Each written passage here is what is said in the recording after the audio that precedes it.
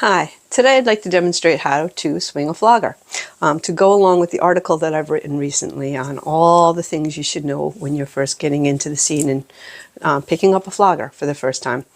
I've chosen one of my favorite ASWGT floggers. This one is absolutely luscious. And again, I'm going to talk about the importance of the balance of the tool that you're using because I find that really important. I'll discuss that more later. I'm going to be practicing against my padded cross, slightly padded, and I squared off, marked out the, be aware of kidney areas. That is important if you're swinging hard. And I'd also like to say that I really think it is important that when you're first learning something like this, to practice, get some skills down on an inanimate object, or get your basic strokes down before moving on to a person. This way you're not like swinging wildly or potentially causing injury.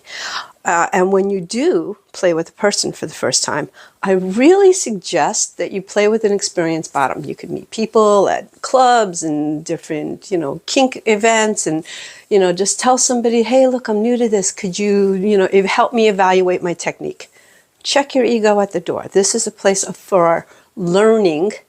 Nobody comes fully formed knowing how to do everything. And it would be very much beneficial for you to play with somebody who has the language to tell you, how you're doing, and the understanding of, oh, wow, that was a little high to the left, and help you to improve your technique, as opposed to playing with somebody who has absolutely no idea how it's supposed to feel, and, no language to communicate to you that, ow, that really sucked. Or, hey, that was great, thanks, but it's not improving your technique.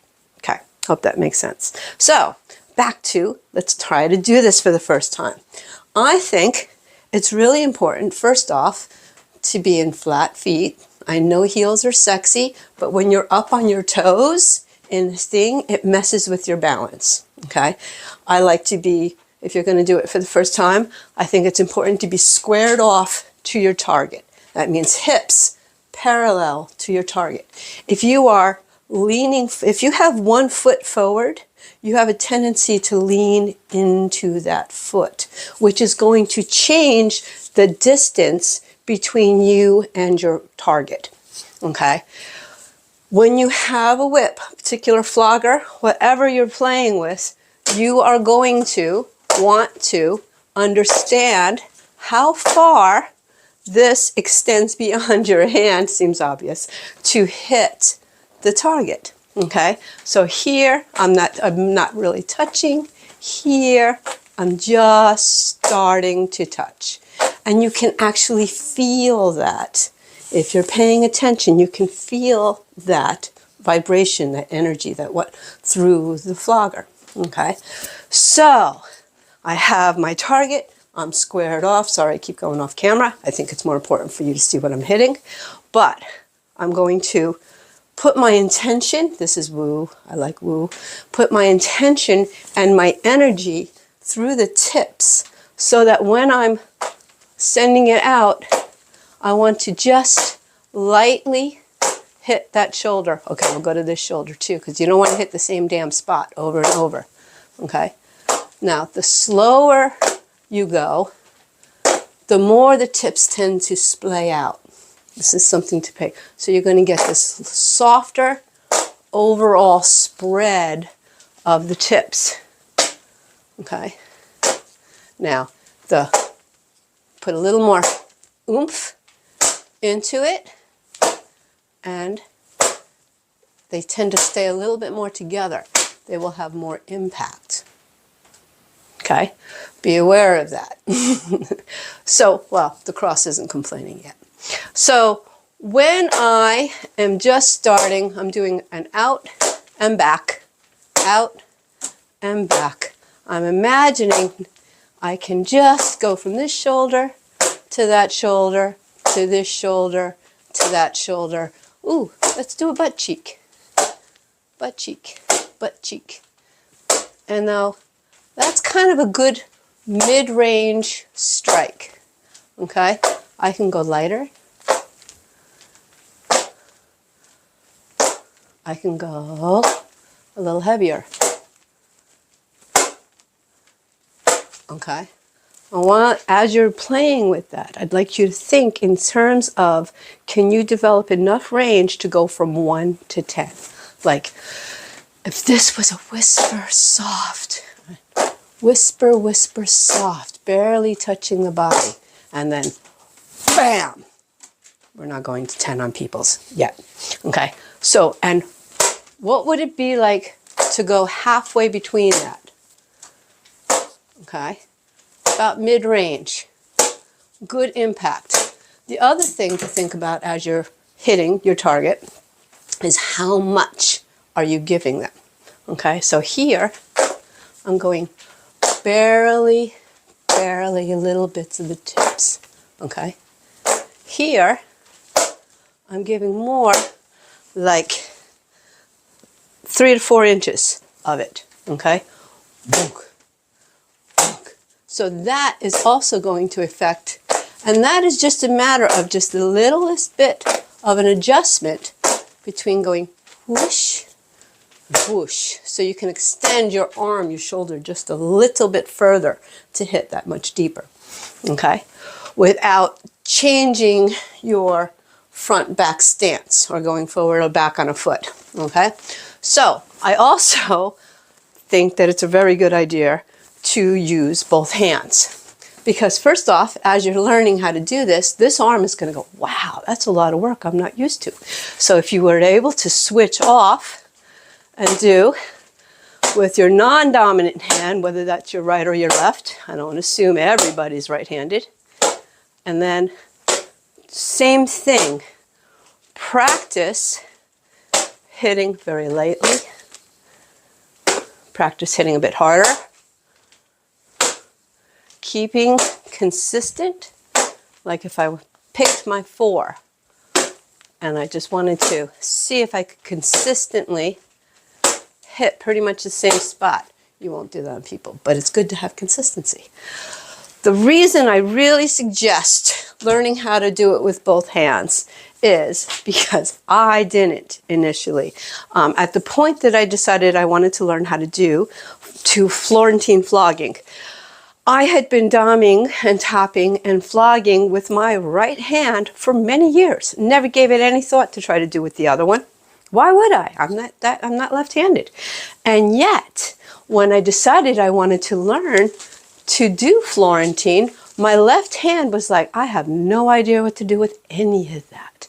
And I felt like an idiot, like totally left-hand stupid. So, take it from me, if while you're first learning how to do this, if you developed the ability to also use your left hand, it will put you ahead of the game when you want to pick up and do a second one. So, before we go to Florentine, I almost jumped ahead of myself, I would like to discuss now figure 8 flogging. Okay, so thus far, and I picked the yellow one up because I have a pair and I'll go back to it, but the yellow flogger straight out, coming back like this, you're not hitting the target on the way back. But you have options.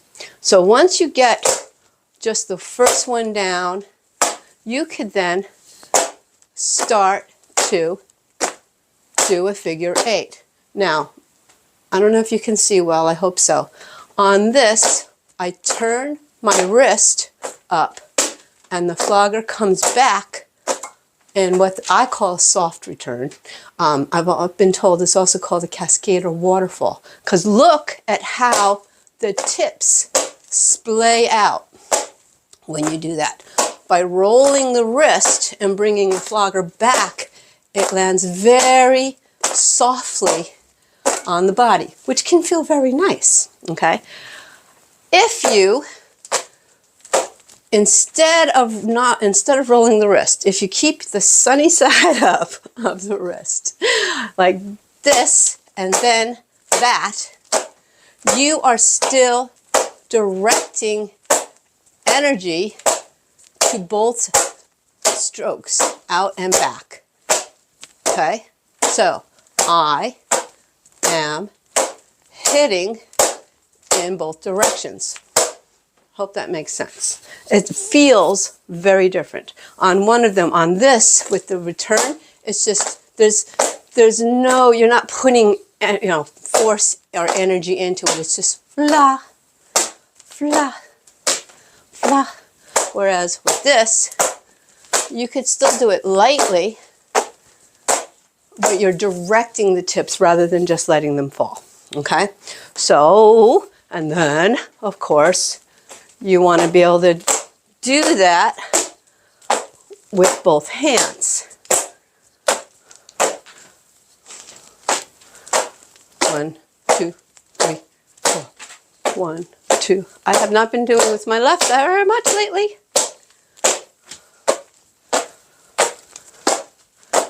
2, 3, 4. 1, 2, 3, 4. Right, once you've got it down and you can switch back and forth between the two of them, at the point that you decide you'd like to Florentine, this gets tricky. It's this interesting little hand over hand thing. And it's one of those things that like, oh, I don't got it, and suddenly something will click, okay, if you keep at it. So,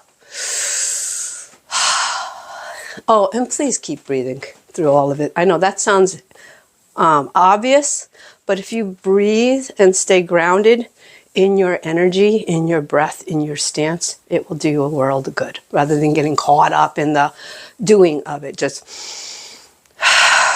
this is a thing that we're going to learn and we're going to make people happy. Life is good.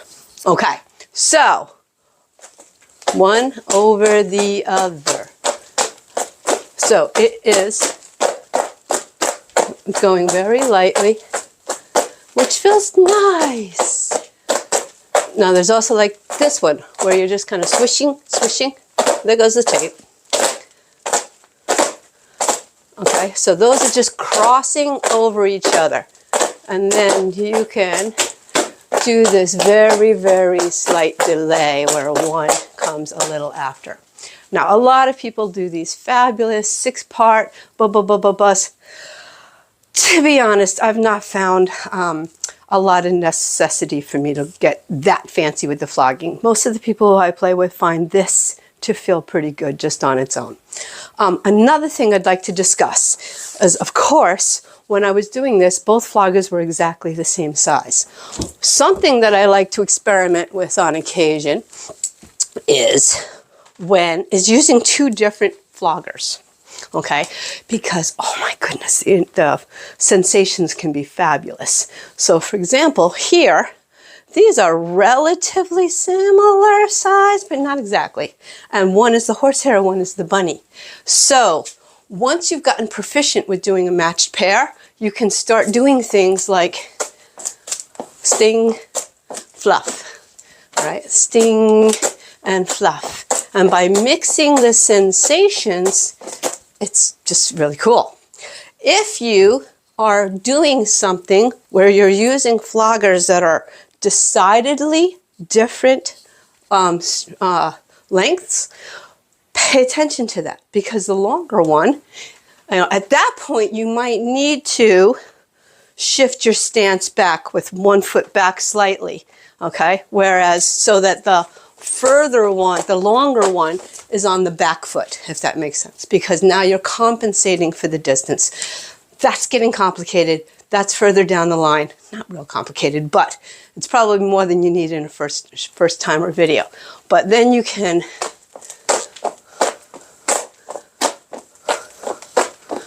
do mismatched lengths on a flogger. Okay, the next really important thing to address is wraps.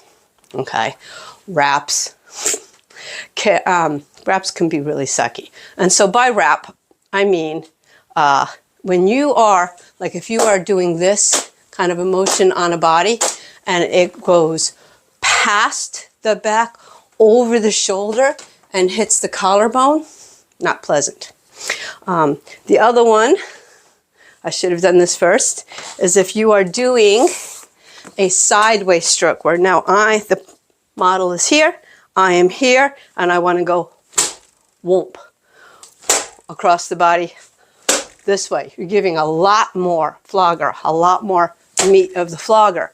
and you can do it on the back too, but you want to be very attentive to where are your tips landing. You want the tips to land on the body, not past it, where the tips wrap around and hit the hip or the shoulder. All right, because the centrifugal force that whips those around the body makes those tips land like evil. Okay, pay attention. Everybody does it when they're first starting, but pay attention and get past that quickly. That's something that an experienced bottom will definitely, hopefully point out to you. So, yep, the batter up, cross. You can do some really heavy. So start light from the sideways, and this way you can go across both cheeks. And what you're doing with that is you are really pushing the energy into the body. A lot of these, okay, like that pushes energy deep into the body. But a lot of this kind of motion, you are hitting and sliding away. So it's more whoosh, you know, glancing off as opposed to impact. Those impact ones, you definitely need to keep away from the kidneys, okay? If I was going like this, like that, and the floggers glance down over the kidney area, it's not going to hurt anything. But people freak out about, oh my God, the kidneys. Understand what you're hitting and how you're hitting it, and then it'll save a lot of drama, okay? So, lightly cascading, more impact, lightly cascading, fix the tape, not wrapping over, don't wrap over.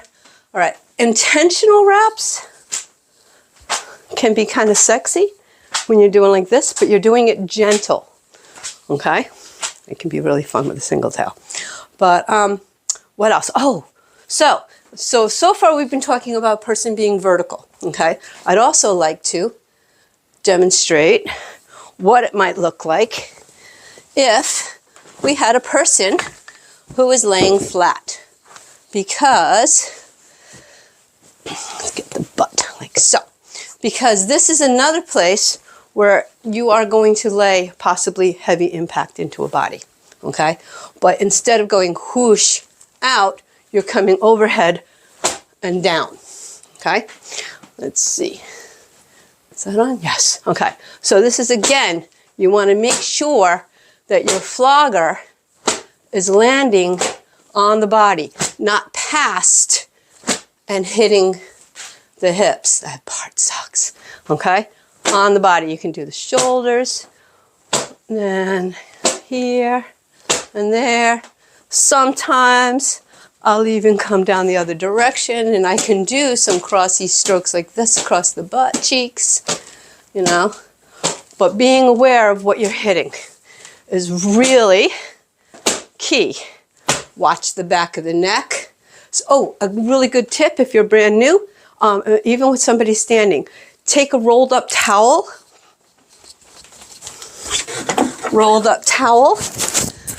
and put it, like even a smaller hand towel, like this, across the back of the neck will protect the neck, okay?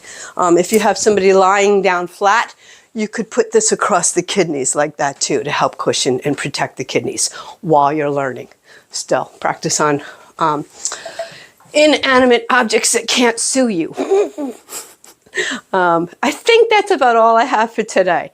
I hope that this is helpful and educational. Please feel free to send me an email, any kind of feedback. I'm still new to videos, but I love what I do and I want to share it with you so that you will have fun and the people that you play with will have fun. And be well.